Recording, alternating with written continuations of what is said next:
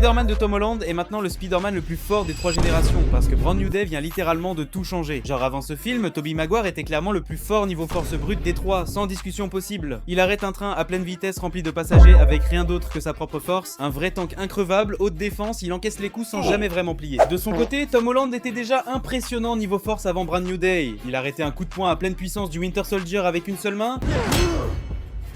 Vous avez un bras en métal?